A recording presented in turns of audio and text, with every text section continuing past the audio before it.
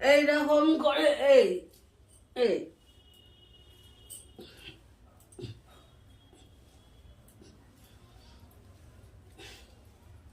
এইটা করব।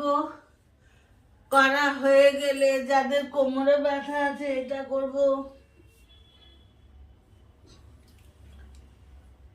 এটা করব।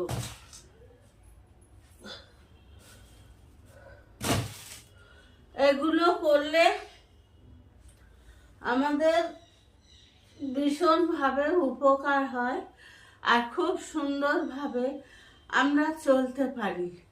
তারপরে আমরা সবসময় এইরকম একটা এক্সারসাইজ করে আমরা সবসময় এইটা সাইড বেন্ডিংটা এইভাবে করলাম।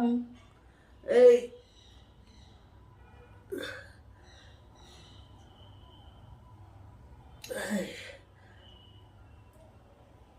এইভাবে করে আমরা সবসময় ভালো থাকার চেষ্টা করব, সবসময় ভালো থাকবো।